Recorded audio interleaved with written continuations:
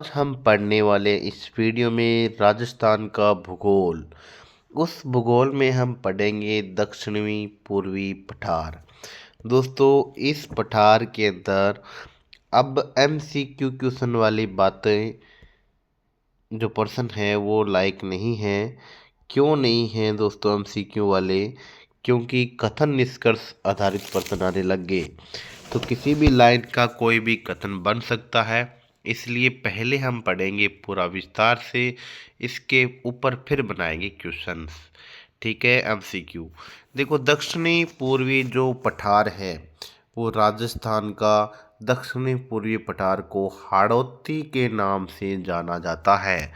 दूसरा दोस्तों, इस दक्षिणी पूर्वी पठार वाले भाग में 9% भूभाग घेरता है। यानी जो राजस्थान का कुल भूभाग है उसका 9% भाग हाड़ौती क्षेत्र यानी दक्षिणी पूर्वी भाग में है। और इसी 9 में अगर आप 4 ऐड कर दोगे तो यानी 13% यानी यहाँ जनसंख्या निवास है करती है। हम बात करें दोस्तों कि यहाँ जो जनसंख्या है वो इसमें कौन कौन से ज़िले आते हैं, इस भूभाग में कौन कौन से ज़िले आते हैं। कोटा, बूंदी, बारां, झालावाड़, ये हाड़ौती के चारों जिलों। इसके अलावा चित्तौड़गढ़ का पूर्वी भाग भी इसमें शामिल है होता है। हम बात करें कि भाई ये हाड़ौती का जो पठार है ये किससे बना है। दोस्तों, ये लावा मिश्रित सेल और विंध्यन सेलों का सम्मिश्रण है। ठीक है, कथन के रूप में आ सकता है दोस्तों ऐसे। यह पठारी बाग समुद्र तल से 500 मीटर औसत ऊंचाई पे है। ठीक है, जबकि इनके दो उपभाग है उनकी अलग अलग ऊंचाइयों पे हम बात करेंगे। लेकिन इस क्षेत्र में काली व लाल मिट्टी पाई जाती है, कौन से हाड़ौती में। और इस क्षेत्र की जो प्रमुख है नदियां हैं वो है चंबल, पार्वती, काली सिंध। इस क्षेत्र की प्रमुख नदियां हैं। दोस्तों, हम इस पठारी प्रदेश को भौतिक दृष्टि से 2 उपभागों में विभाजित किया जाता है।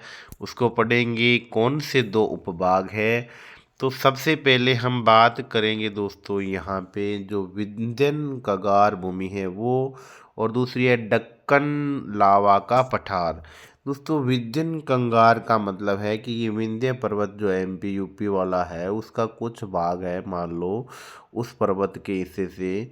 यानी उसके जो कगार का मतलब होता है कि एकदम खड़ी ऊंचाई वाली एक खड़ी ढाल अचानक आ जाए वो। और ये दोस्तों इस हाड़ौती पठार के उत्तरी भाग में यानी अपन बात करें अगर हाड़ौती पठार ये है, ठीक है, मान लीजिए हाड़ौती पठार है, तो इसके ऊपर वाले हिस्से में अपना विंध्यन कगार है और नीचे वाले हिस्से में दक्कन लावा का पठार है।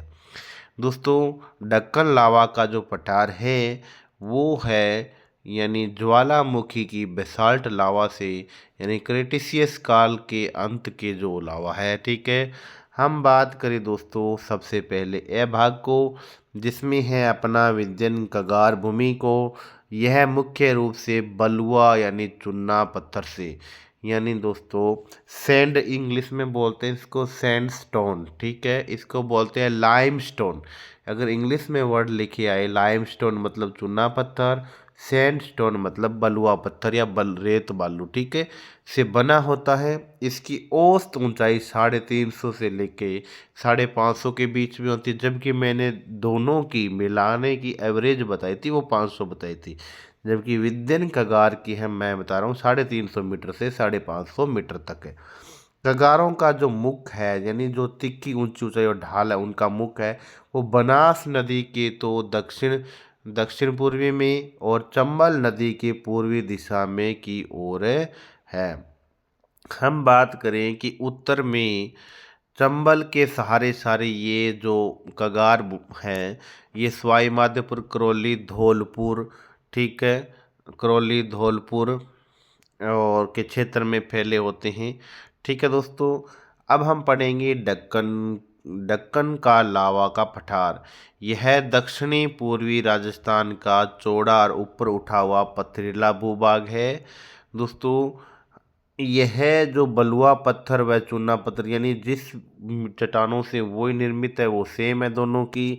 ठीक है दोस्तों, ये ऊपर उठा हुआ चौड़ा समतल भाग है एक तरीके का, जबकि वो क्या है कि तीखी तीखी ऊंची पहाड़ियां हैं, कगार है जो एकदम ऊंचाई वाली आ जाती है, जिनके मुख है दक्षिणी पूर्वी बनासकेतो और चंबल के पूर्वी की ओर है। ठीक है, इसका पूर्वी व दक्षिणी भाग लावा से ढका है, यानी जो इसका जो दक्कन का लावा है इसका दक्षिणी और पूर्वी भाग हम बात करें वो पूरा लावा से ढका हुआ है। यहाँ पर उपजाऊ काली मिट्टी पाई जाती है। ठीक है दोस्तों, यहाँ पर कौन सी मिट्टी जब पाई जाती है, उपजाऊ है वो काली मिट्टी पाई जाती है। ठीक है, दूसरी बात एक इम्पोर्टेंट और है दोस्तों कि चंबल और उसकी सहायक जो नदी है, चंबल और उसकी सहायक नदी की हम बात करें, चंबल और इसकी चंबल की सहायक नदियां हम काली सिंध की बात करें, जो काली सिंध है। ठीक है, काली सिंध हुई, इसके साथ में इसकी सहायक नदी पार्वती। ये तीनों नदियाँ ये तीनों नदियाँ कोटा में एक जगह पे मिलती हैं, वहाँ त्रिकोणीय जलोढ़ मैदान की रचना करती है। चंबल, पार्वती, काली सिंध ये तीनों नदियाँ कोटा में एक जगह जहाँ पे मिलती हैं, वहाँ क्या बनाती हैं, त्रिकोणीय जलोढ़ मैदान की रचना करती हैं। दोस्तों ये था आपका जो राजस्थान का जो चौथा भाग था, भौतिक प्रदेश अपना दक्षिणी पूर्वी पठार प्रदेश। दोस्तों इससे बाहर इस पठार का क्वेश्चन नहीं जाएगा।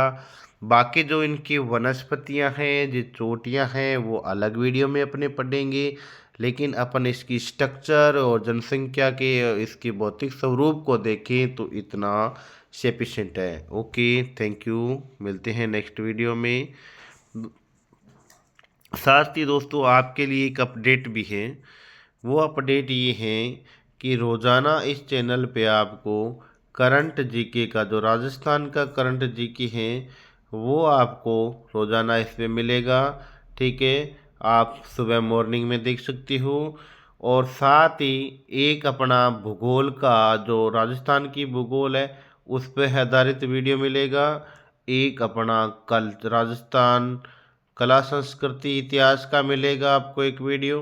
तो दोस्तों ऐसे करके इस चैनल पे आपको जो राजस्थान जीके और उसका जो सामान्य ज्ञान है पूरा, उसको हर कंपटीशन एग्ज़ाम के लिए जो महत्वपूर्ण है वो आपको पूरा अच्छे तरीके से करवाया जाएगा।